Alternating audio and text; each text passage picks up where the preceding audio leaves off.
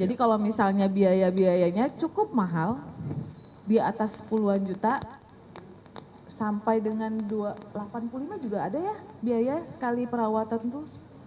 Bahkan ada yang membayar sampai 85 juta. Terima kasih Pak Ade dan Bapak Direktur Reskrimum dan Ibu Kasubdit Renakta dari Polda Metro Jaya. Perkenalkan sebelumnya saya Atwir Lani Ritonga, biasa saya dipanggil Lani Ritonga, selaku PLT Asisten Deputi Pelayanan Anak yang memerlukan perlindungan khusus Kementerian Pemberdayaan Perempuan dan Perlindungan Anak. Baik, Assalamualaikum warahmatullahi wabarakatuh. Selamat sore teman-teman semuanya. Yang tentunya dalam rilis pada sore hari ini yang dilakukan oleh Polda Metro Jaya, kami dari Kementerian Pemberdayaan Perempuan dan Perlindungan Anak sangat menyayangkan terjadinya kasus tindak pidana perdagangan orang di mana menimpa para korban, salah satu diantaranya adalah anak begitu ya. Dan tentunya ini menjadi pembelajaran bagi kita semua bahwa latar belakang terjadinya kasus tindak pidana perdagangan orang, khususnya anak gitu ya, ini disebabkan terjadinya faktor-faktor antara lain adalah kurangnya pengawasan dan pengasuhan orang tua. Sehingga salah satu korban yang tadi disampaikan bisa sampai pada satu titik di mana anak itu juga mendapatkan sabotase untuk data ininya ya, data kependudukannya. Sehingga hal ini juga menjadi kewaspadaan bagi kita semua, lingkungan dan masyarakat, para orang tua, di mana mungkin faktornya salah satu lagi adalah anak ini masih berada pada usia remaja. Tentunya di mana usia ini usia yang sangat krusial, yang dalam kondisi yang belum stabil, emosi yang masih kadang berubah-ubah, sehingga dan faktor ekonomi juga menjadi salah satu penyebab dari berbagai macam kasus tindak pidana perdagangan orang yang sudah kami tangani. Dan ini tentunya harus ada penguatan bagi anak ketika sudah menjadi korban, terutama untuk mendapatkan pendampingan yang komprehensif, mulai dari asesmen psikologis, kemudian fasilitasi untuk pemulihan kesehatan, serta pendampingan dari proses hukum. Karena tentu saja perlakuan terhadap anak yang mengalami atau menjadi korban tindak pidana perdagangan orang berbeda dengan usia dewasa. Dan yang paling penting adalah ketika anak menjadi korban tindak pidana perdagangan orang ini berbeda dengan anak korban kekerasan lainnya. Bisa saja kemungkinan untuk kembali lagi pada lingkungan ini sangat besar sekali. Sehingga rehabilitasi dan reintegrasi ketika dia kembali ke lingkungan sosial itu harus betul-betul dapat dipastikan. Kami tentunya Kementerian PPPA sebagai anggota dari gugus tugas tindak pidana perdagangan orang yang mendorong upaya pencegahan dan penanganan, tentunya berkoordinasi dengan 26 kementerian lembaga lain, sangat concern untuk kasus-kasus tindak pidana perdagangan orang. Dan kami mengapresiasi sekali upaya dari Polda Metro Jaya dan respon cekatan dari tim penyidik atas keberhasilan untuk menahan tersangka gitu ya, dan tentunya upaya kita tidak akan bisa berhenti sampai sini karena ada upaya-upaya pemulihan terutama bagi perempuan dan anak yang tadi memerlukan perlindungan khusus. Demikian mungkin yang dapat saya sampaikan. Terima kasih. Wassalamualaikum warahmatullahi wabarakatuh. Baik, terima kasih Bu Lina atas arahan. Bu Lani, mohon maaf lahir batin Bu. Bu Lani kebalik ya, mohon maaf Bu. Selanjutnya dari Pemprov DKI kami persilakan. Udah sering ketemu. Udah 6 kali ketemu. Mohon maaf Bu. Mohon izin Bapak Ibu. Assalamualaikum warahmatullahi wabarakatuh.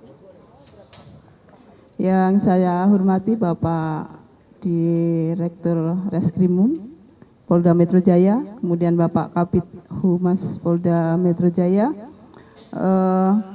Ibu Kasubdit Renakta beserta tim penyidik, kemudian Ibu Lani dari PLT Asdep layanan yang memerlukan perlindungan khusus Kementerian PPPA dan seluruh awak media yang saya hormati.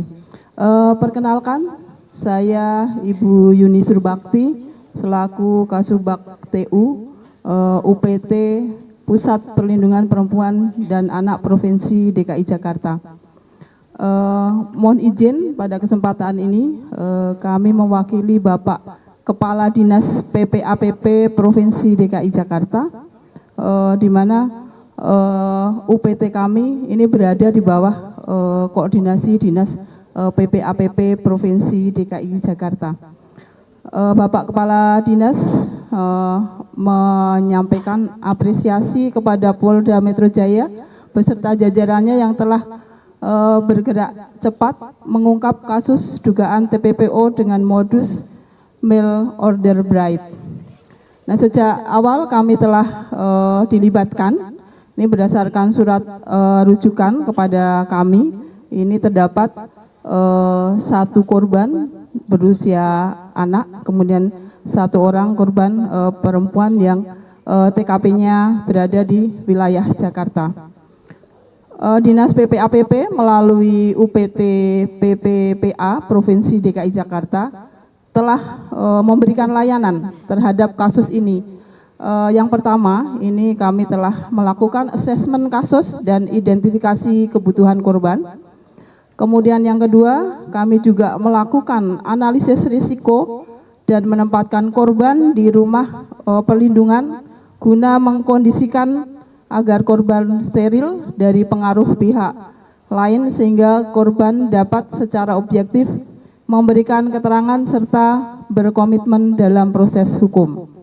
Nah, selanjutnya juga kami telah melakukan pendampingan di kepolisian, kemudian pendampingan visum et repertum, kemudian juga kami sudah melakukan konsultasi hukum, pemeriksaan psikologis, kemudian pendampingan medis terkait pemeriksaan kesehatan korban, dan juga pengajuan terlindung LPSK dan akses hak restitusi.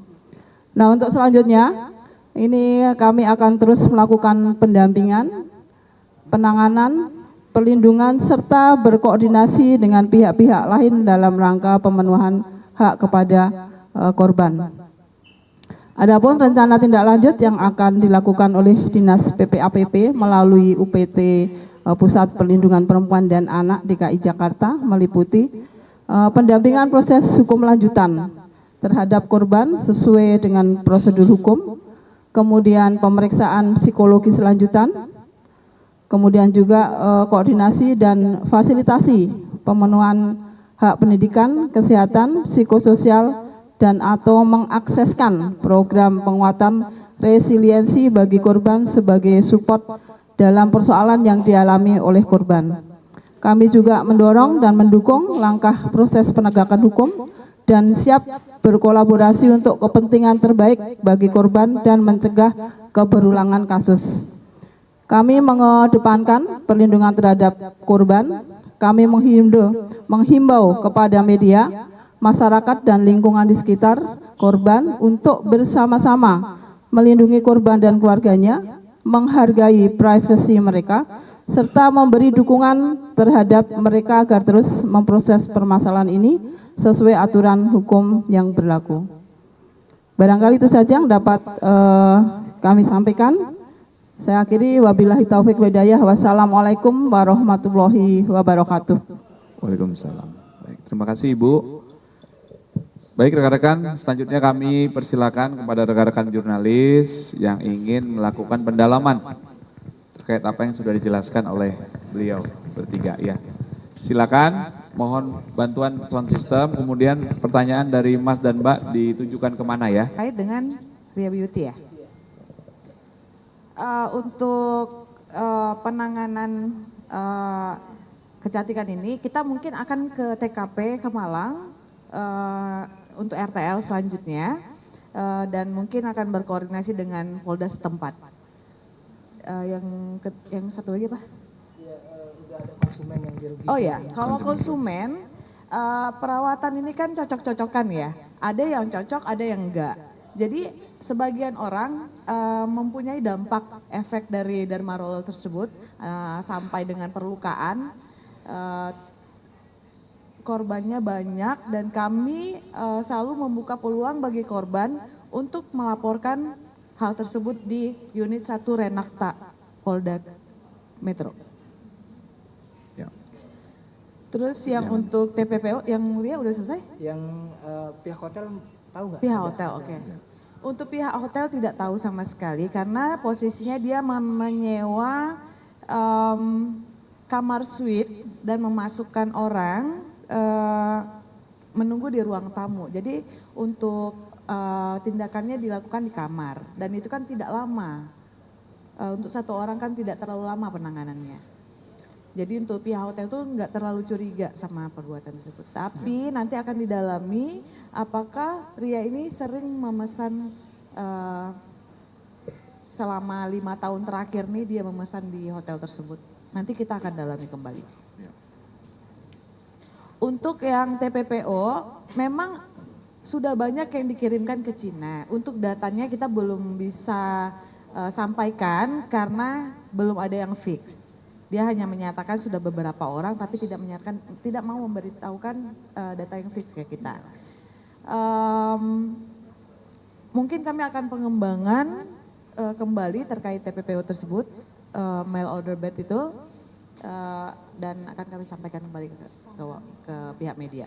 Untuk bagaimana mencari mangsanya itu gimana, Mbak? Modus pencarian. Oh iya, modusnya mereka itu kan sudah ada jaringan tersendiri ya. Jadi via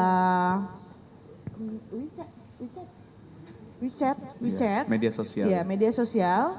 Mereka melakukan chattingan dari pihak Indonesia maupun dari pihak yang dari Cinanya. Menawarkan beberapa orang perempuan warga negara Indonesia dan akhirnya jika cocok bayar dan mereka akan menjemput sendiri ke Indonesia karena akan dilakukan perkawinan di sini secara siri.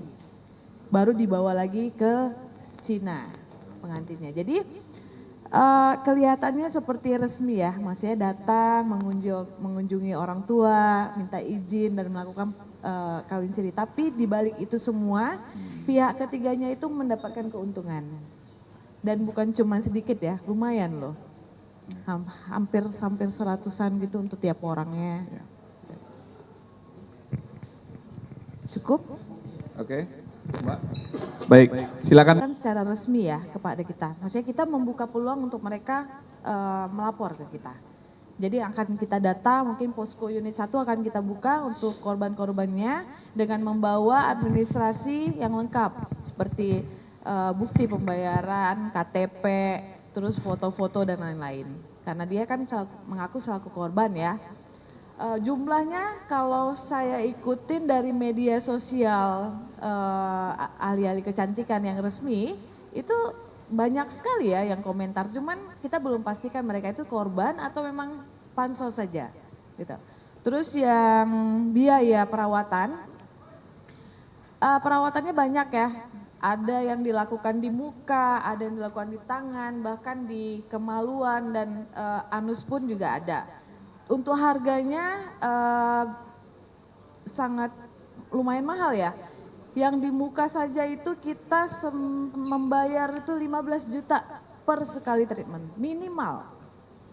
15 juta, bayangkan kalau misalnya satu hari bisa dilakukan untuk 12 sampai 15, berarti omsetnya itu ya bisa sampai 200-an juta. Itu belum lagi menggunakan produk-produk yang mungkin mengandung gold, emas. Untuk kecantikan kan ada yang mengandung emas, apa yang lain gitu. Jadi kalau misalnya biaya-biayanya cukup mahal, di atas puluhan juta, sampai dengan 85 juga ada ya biaya sekali perawatan tuh. Bahkan ada yang membayar sampai 85 juta.